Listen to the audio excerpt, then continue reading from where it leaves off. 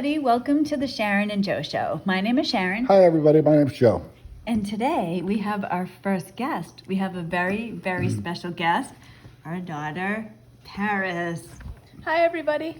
Paris, welcome to the channel. This is Paris's like third or fourth time on the channel, though, so she's not really like technically a Well, yes. How many times you've been on? I'm thinking it's like 4 or 5. kid. 4 or 5. Yeah. Yeah, they should know Paris. If you don't know Paris, this is Sharon's biological, my soon-to-be adopted, but I've already adopted by spirit daughter.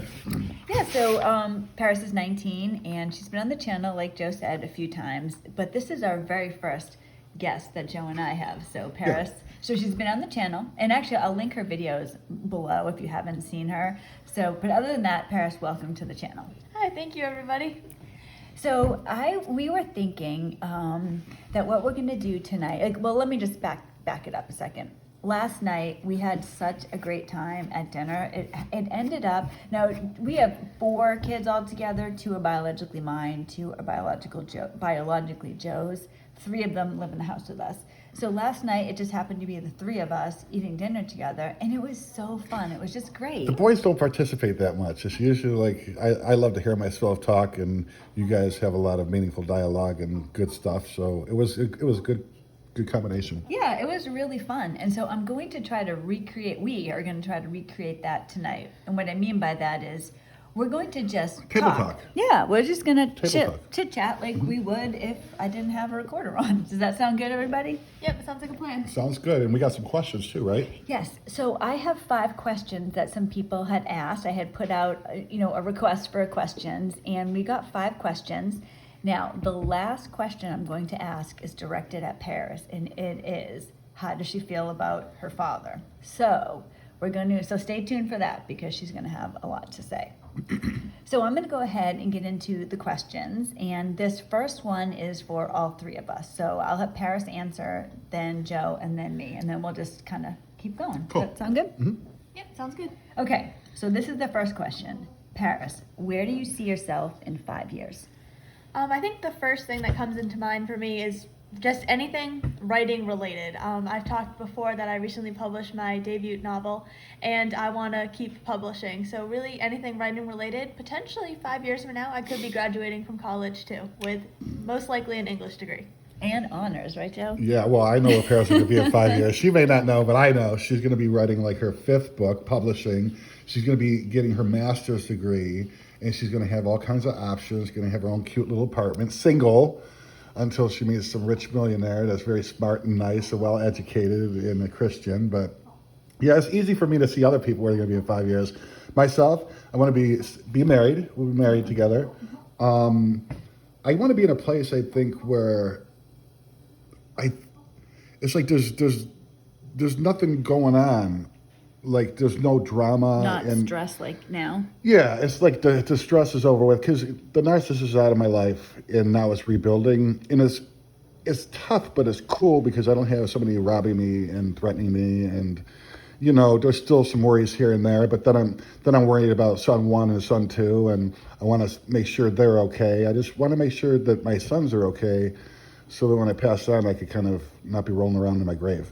But at peace, and like creating our own drama, whatever that is that we want to create, That's going to be fantastic. I'm kind of with Joe. I have the same dreams that he does. Yeah, I want to be married, and I want the kids to be okay. And I want us to not have, and we have had enough drama in our lives with these narcs that I think we can just kind of relax and live our life. You know what I mean? Like have our family, and it would have been cool. They should have done a reality show. You know how they got reality shows on like Us or like some kind of soap opera thing? We would have taken the whole damn channel over. But you know what? Can you imagine doing that if the narc really acted how they act? People would think, oh, that's so scripted. That can't possibly be true. Oh, yeah, it is true. There's nothing scripted about it. Paris, what about you? Do you think a narc acts a little impolite? Maybe just a little bit on occasion. Just barely. Although we do have the playbook, they are predictable. Yes. they're predictably unpredictable. Like once you have that playbook, and Well, it's like once they're you robots. know, like once you know you're with a narc, you know what they're going to do. I mean, that's a huge benefit we have. It's just before we know is when your life is just unbelievable because like I used to be so confused. Why is he acting like this? I could not fathom it. Now that I know, of course. Why didn't I know earlier? They're very convincing, man. Like when Yeah. they gaslight and they manipulate, like if they say the sky's red, they can convince you. They could look like it's just nuts. You're like, holy crap, am I nuts? Well, see, that's the thing. When you don't know you're with a narcissist, You think you could, yeah, you're what's going on? Like, why? That was just the confusion. the fun house. You're in Yeah, the fun house, yeah. man. You go in front of those weird mirrors that, you don't know that you're in a game until it's like checkmate almost, but thank God it's just those netwits, they're not very smart, when it comes to aligning your intellect and your mind and your body and spirit and all that. So they can check you all you want, but the checkmate really is going to be on them in the end. Yeah, I agree completely. Now, why don't we go to number 2? This also is for all three of us. What are some, and this is, I guess, similar to the first one, but what are some of your dreams and goals? I think my answer is going to be the same as I want to just live my life, I guess even more so because writing is really just my passion, but stemming off of that, if I'm being successful as a writer, it means that I've made it through and that everything's done. What about in the future? Do you have dreams and hopes to have your own family? Do you want to get married and have children? Yes, I do. I definitely do want to get married and have kids of my own. Awesome. Okay, Joe, what about you? See, we're probably going to have similar ones because right now I'm thinking of things like all connected to you. Well, our businesses, Yeah, I want them to exactly. take off and stuff, but I've learned I've had businesses before. I want it to be a vehicle to get us where we want to go. Sometimes you get involved in business, even with work, where you become a workaholic and it's actually you're a slave to your own creation.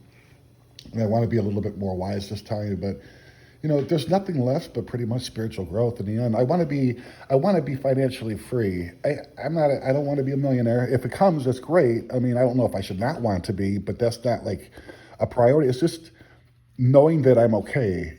Having all of my work and income in a savings and like just being financially free, out of debt, and looking forward to being a grandfather.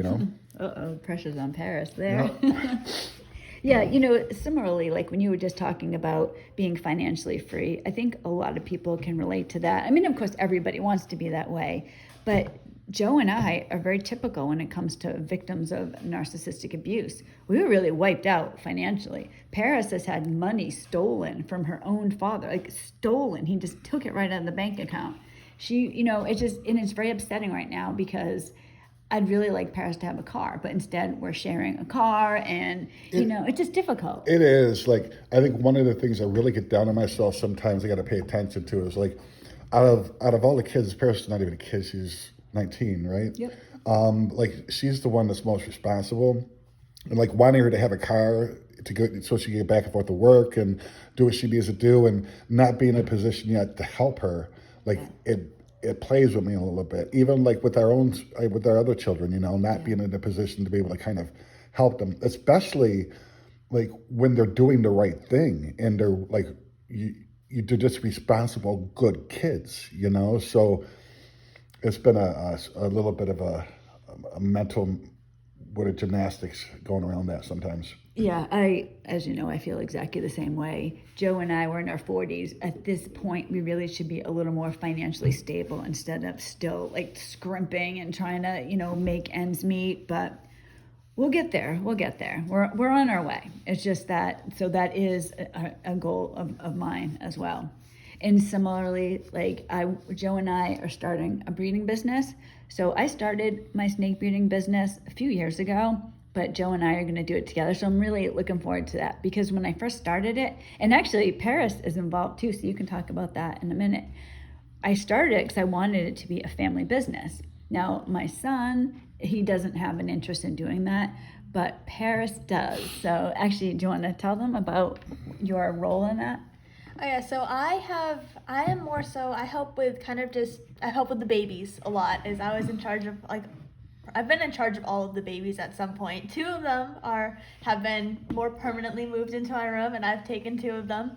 But yeah, I am more the baby taking care person. Yes, it was 2 years ago. Paris she took care of all the babies. So she changed their little tanks and she fed them. And Paris, I would have had, that was actually a particularly rough time because so much was going on outside of the breeding. So she helped me a lot. So yeah, I gave her one of the snakes. So she has her own snake, which she's raising up. And eventually it's going to breed, and then she'll be able to get 50% of the money that snake, selling of that snake's babies. And then she has a special needs snake. Do you want to talk about that?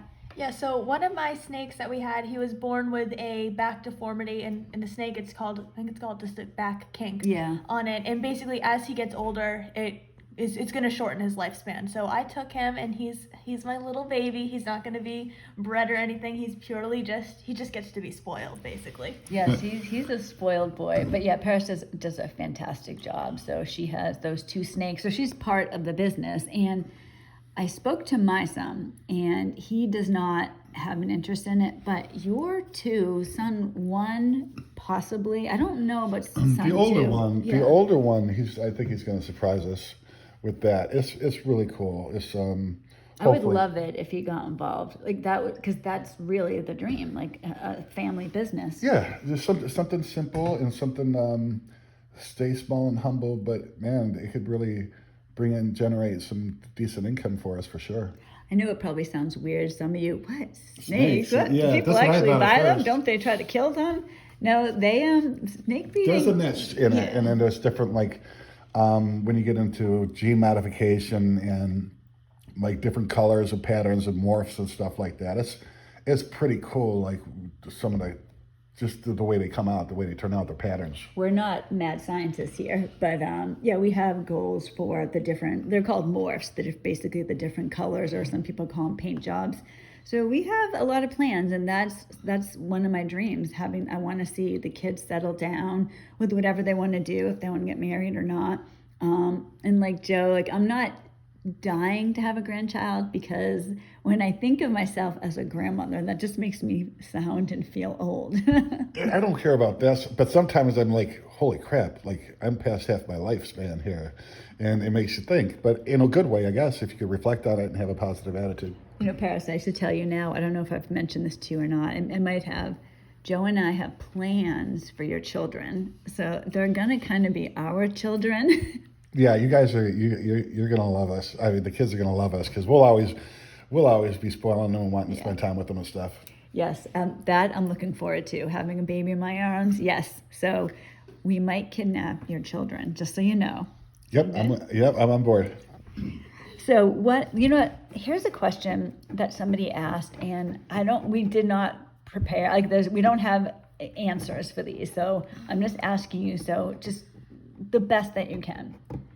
How do you get self-esteem? Do you have self-esteem? How do you feel about yourself or moving forward into the world?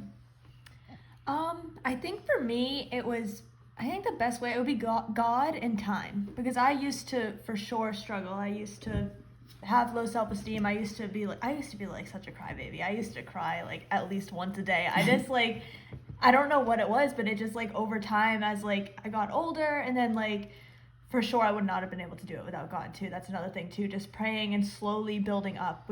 That's really the way I did it, and I can't tell you an answer, I started doing this and boom. Let me ask you a question. Do you think that the increase in your self-esteem coincides with the narc being gone?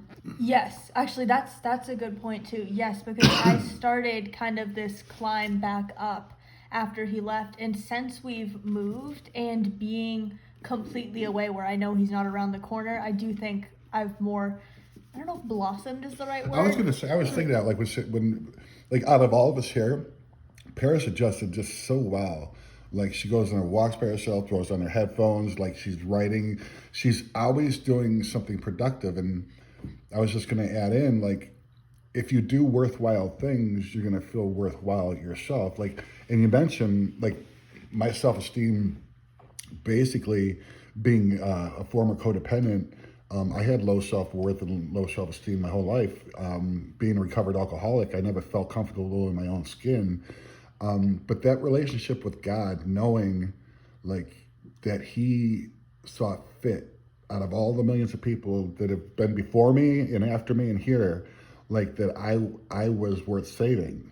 Like if He, the God of my understanding, thinks that, then maybe I am worth that, you know. And I like Paris puts in a lot of time and energy and effort into the things and worthwhile things, and then the fruits of her labor blossom and they make her feel good about herself in a good way. There's confidence and there's cockiness, there's false pride, and it's none of that. It's just you're doing worthwhile things for yourself. You're helping other people out. You know, the recovery process, seeing where I was and how far I've come with the help of God and a few close friends, is just, yeah, it's something that I have to work at and strive to build. It's all about self-worth. You know, for me, and I was listening to you guys, it struck me, and I hadn't thought about this before. My self-esteem, just like Paris has blossomed with the narc gone, that really coincided with self-esteem with me. I've mentioned on the channel before, my ex used to massacre me when it came to relationships. He would tell me all the time that people didn't like me. I had a bad personality, and I believed it. So the growth that I went through after we got rid of the narc, it was really, and it's so important for anybody to understand this. When the narcissist isn't there, you need to look inward and look at yourself, and you learn about yourself. So now I don't really think I have a self-esteem issue. I used to. Now I accept how I am, and if there's something about myself that I don't like, I try to work on it. And I'm surrounded by love and faith. God is my number one. That really has made all the difference when it comes to self-esteem. I think also, like, I had to do things that I didn't want to do. Like if I ever, in order to do something, if I had to feel like I wanted to do it, nothing would ever get done. Yeah. Like at the beginning of my recovery, like forcing myself to go for walks, forcing myself to go to the gym, forcing myself to get on the phone, to switch utilities and find out about this one's birth certificate. And so like, those are all things that make you independent. Like, it's weird. It's like a dichotomy. Like my independence is based on codependence on God, and it's just by acting my way into better thinking and taking action and then letting my thinking follow afterwards, it's been very beneficial for me. I was thinking when you were saying that, God has really been, like when you said that when you realized that God saved you out of all the millions of people in the world, that He saw fit to save you. That's similar to me. I really look at it. I actively try. Like I mentioned in the last video, that I choose to be happy. So it's a choice I make. I do get down sometimes, I do get depressed, but it is a conscious choice that I make to be happy. I also, Joe and I have mentioned our triangle before. So we always say that if we're in the triangle, everything's good. So the triangle would be, Joe and I at the base, God at the top. And I really actively try to be the best that I can for my children, all four of them, to Joe, and especially to God. I follow what I believe God is telling me. So that has helped my self-worth, because like I'm doing what God says. And if I mess up or have some issue, I'm aware of it. And I don't punish myself, but I try to say, okay, this happened. Now we got to try to overcome that. And I do that. And that's been a huge difference with the self-esteem. I accept who I am because God tells me what to do, is basically what it is. And I try to follow that. Definitely, I was going to say, like, narcissists are self-esteem killers. Oh my God. Like yeah. When you think about, like, let me ask you, Joe, when you were still with your ex, do you think that your self-esteem was mainly how she looked at you? Did you have any self-esteem independent of that? It was definitely, my perspective was very warped. Yeah. It was very, very warped. Like, yeah, everything centered around what she did or didn't do. It was like every part of my existence in some way, shape, or form, it was like it just pierced through the fabric of my life, like every part of my life. See, like that's like me too. Now, today, I can see that, but in the middle of it, I didn't know that. I had no idea. All I knew was that I didn't feel good about myself. My ex would give me silent treatments, and that's me. That's my worth as a wife, or people didn't like me, and that's how I thought. It was nothing independent of that. It was hitting my bottom, Yeah. like that. It was a blessing in disguise because I had to be desperate enough to want to change something. And that's how I learned, like, the narcissist wasn't as much as a problem as, like, the thing between my ears and how I felt about myself. That's a huge shock, I think, to a lot of people, because I never thought that. I mean, I was just like, well, it's about him. I didn't have, like, I was just outside of that. It was all him. But then as you heal and you realize, you come to this realization that, wow, what was wrong with me? Why did I allow that? You're not consciously thinking it, but when you have self-worth, you don't let people treat you that way. Yeah, and it's awesome being able to see it in the kids, like their self-respect and their boundaries and holding true to their own values. Like I said, like, you never level down to anybody. You have your hand out. If somebody wants to level up to you, that's fine, but you don't ever level down, you lower your standards to meet somebody on their level. Yeah, I completely agree. All right, so we have question number 4. Now this one is, so there's 2 more questions, and both of these are just towards Paris. So Joe, we're gonna have to just shut up and sit over here. Yeah, let's listen. All right, Paris, hopefully. I might have some questions in the meantime, like while she's talking, but that'll be cool. All right, Paris, so we'll see how you think about this question. Because of what you've been through, are you afraid that you will end up with a narcissist? That's actually my first thought right now, where I'm sitting right now, is no. And I feel like there's 2 sides to this question. Right now, my thought is hell no. Yeah. Okay. Well. Okay. It ain't happening. Oh, yeah, well, exactly. That actually, they just kind of answered that first part of my question. I was going to say is I know that my mom and Joe will not let that happen, so I know I have that security. However, I could see myself in the future being nervous about it when I'm interested in dating, when I have my first boyfriend, because right now I'm really not. I don't feel ready to date. While we're in like the process, we're still in the process of like my mother's divorce and stuff like that. I don't really want to date until that's over. I feel like it's not a good time to bring a boy into the family. Paris is so mature. Joe and I are unbelievably blessed in that regard. Yeah, I always wanted a daughter, and then like when Paris came, it was like exceeded my expectations. Like, I don't think I could have raised her any better. Like, I'm so proud of just her accomplishments and stuff. She's just really super mature and healthy. Joe spoils Paris. I don't spoil her. Are you serious? No, I don't spoil her. I wish I could spoil her. I wish I had the means to, but Joe is so good to Paris. I'll just say that. So go ahead, Paris. Tell us more about the narc-free life you're going to be living. Well, first of all, I do feel very spoiled, by the way. Oh. I want you to know that. Thank you. But, so going forward, I could see that being a fear, that I'll end up, like, I have a confidence that I won't, but I could see it being an insecurity that I have in the back of my mind.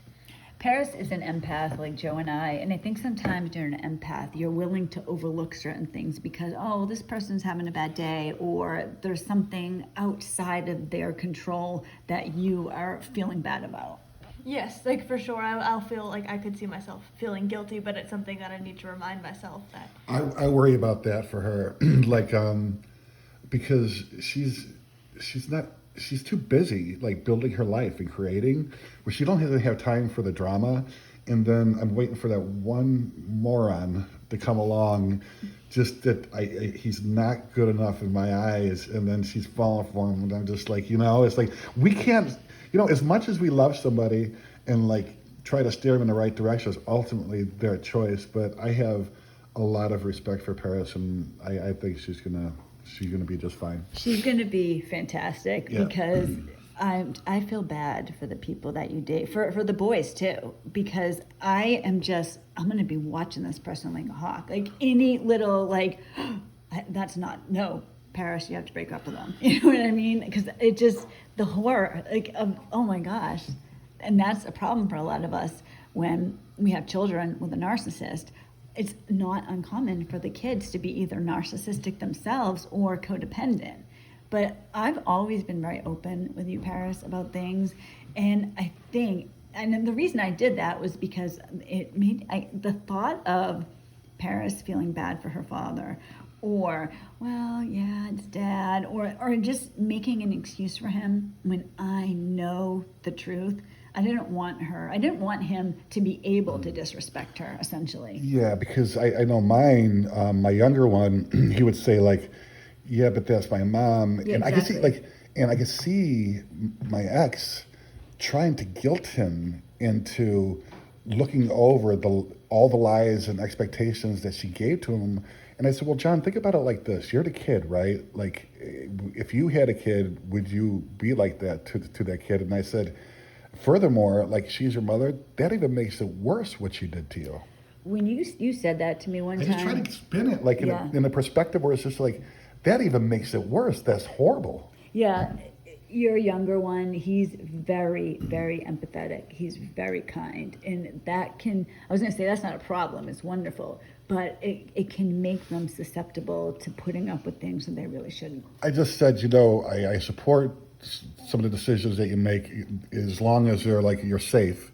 I said, but you keep your expectations very, very, very, very low. And that by itself is just a sad thing to have to say to somebody. Yeah, I remember last year, he said his mother got him something for Christmas, and I think he just wanted something to open. Oh, his birthday. Yeah, right? his birthday. Yeah, I remember. And then she took him out to get some kind of a bagel sandwich to spend 15 minutes with him. I saw the look in his face, and I was just trying to teach him, like, that's not on you, pal. That's not on you, buddy. Like, It's a hard thing for somebody that age, for anybody. you gotta be void of empathy, like, in order to do the crap that kind of is lower than low. And I think also, like, for us, our kids grew up around this. So this is what they know. Yeah, that's all they know pretty Yeah. much for the most part. But the cool part is that they're going to get to see before they leave the nest, like what it might be like when you have two semi-normal people and empathetic and like responsible, and they get to kind of see the family dynamics there, and it plants a seed for them to be like, okay, yeah. So I remember Mom and Joe, or Dad and Sharon, and how they were, and yeah, it was nice. It's intentional that we live together now because our kids are all older and we want them to see normalcy. We want them to feel love because, it's horrible for me to think of them going from the way that it was to just going out into the real world. It was, yeah, and it was difficult to tell my youngest, like, it's her loss, buddy. Yeah. It's not your, like, it's not on you. But we're getting there. Yeah, it's good. All right, you guys. So, drum roll. Are you ready? All right, Paris. For the finale, the big question. What do you think of your father today? Right now, in this moment, and as I have felt for quite some time now, he is not my father. I am a very, very firm believer that blood does not make family. I will say that to anybody at any time. Blood does not make family. I don't care if you're related to me. There are certain basic standards to follow that you need to follow, or you're not my family. So for him, what he has done is I'm not going to be able to forgive him for it. I'm not going to be able to, maybe between me and God, but as forgiveness does not necessarily mean letting them back in. It doesn't. Right. Yes. So Good that's for my you. stance. I knew somebody like the narc, actually. Her parents were like, she could get away with murder and they would back her, like. So this is somebody else that that's narcissistic, or is this your ex you're talking about? My ex, but some other Okay. people too. They're like, Yeah. well, blood's always thicker than water, and I didn't understand that. I was like, so that means, like, I think she stole something, and her parents knew she stole it, and they were defending her, and I was just like, that's not. My brother, I was young one time. My brother got into a fight, and it was pretty neutral, and I had a couple of friends. I'm like, why didn't you jump in? And it was your brother. I said, well, it was a pretty neutral fight, and my brother antagonized it. He had no business getting into that. That's his business. I'll make sure he doesn't get killed, But I'm not getting into that. So I agree with Paris. Like, blood is not thicker than water. I do too. And we've had the issue in, on Paris, my side of the family, where my ex, I mean, you guys, if you're watching my channel, you know the things that he's done. His parents, like, support him and have tried, like, really tried to hurt me and through me, their own grandchildren, their only grandchildren, because, their son, he was wronged or whatever they think about me. And they don't, like, we went through a lot, and his parents knew this, and they were fine with it. It was a problem for me. Yeah, one of the best things about going no contact was I realized that I no longer enabled her. Yeah. I was, like, indirectly enabling her, like, in a way to say, it's okay to treat me like this, and it's okay to treat other people like that. Well, it's the same thing we were just talking about with the kids, where, oh, it's my mother, it's my father, and we actively tried to make sure that didn't happen, but we could be susceptible to that too. Yeah, and like, our children are so much healthier than us when we were growing up, Oh, God. And that's the exciting part, like seeing so good. Seeing Paris at her age being able to have boundaries and self-respect. It's like, damn, man. I can't even, there's not words for me to tell you how great that is. When I was Paris's age, I was incredibly insecure. Paris she's got the ball rolling. I mean, she's doing fantastic. Joe and I always keep tabs on that and make sure it stays that way. But Paris, I'm very, very proud of you. And I know that Joe is too. Thank you. So it's been about a little bit over a half an hour. Paris, would you be interested to come back onto the channel, either just with me or with Joe and me for the Sharon and Joe Show? Yes, I would be interested in both or either of those. What about you, Joe? Do you think we should let Paris back on, or should we just ban her from the channel? Should we go no contact with Paris? We should let her back on, but we should ask the viewers and the listeners, like, questions that you have so that Paris could talk more, because she's got a lot to talk about, man. And so that we could listen more, because she's handing us banter about no contact and this and that. And I'd like to see some questions for all of us. As a matter of fact, like family dynamics now, how was it before and after, that kind of stuff. Yeah, that sounds good. What do you think, Paris? I like that idea too. So it's up to you, viewer. Ask us questions, ask Paris questions, and maybe in a few weeks we'll have Paris back and we can answer the questions. Yeah, and we got some stuff going on too, you guys, with you want to mention like the t-shirts and stuff like that we're creating? You guys, cool. Oh my gosh, you might not know this about Joe. He's actually, in his spare time, he's a fashion designer. Oh, God. But it's true. Guys, we have, I'm putting myself in here because I'm half the Sharon and Joe Show. We have so many good t-shirts that we're going to be selling in our online store, you guys. We have the first one ready. We're trying to get the store ready this weekend. Oh, and by the way, Joe and I can do nothing without Paris. Like she's like the technical, like she's the brains behind the Sharon and Joe Show and Saving Hearts. Exactly. So you guys are gonna love these shirts. Literally, sitting at the computer with Joe, he's designing these shirts. They are so funny. They're awesome. So look for that coming soon. We'll announce it. And I guess other than that, we're gonna go do something on our Saturday night. Yep, we're gonna go hang out. Sounds good. All right, guys, thank you so much for listening. I really appreciate it. I will be back on Wednesday, most likely by myself. But you never know. I could have a surprise guest. Although I always have someone with me, an animal with me, of course. Yeah, there's either the chickens in the background or there's Fiona or whoever. It's usually Fiona and Park. I said that weird. Fiona and Park that hang out with me when I do my videos solo. So that's what's going on now. I hope you guys have a great rest of the week, and I will see you Wednesday. Bye, everybody. Bye, guys. Bye.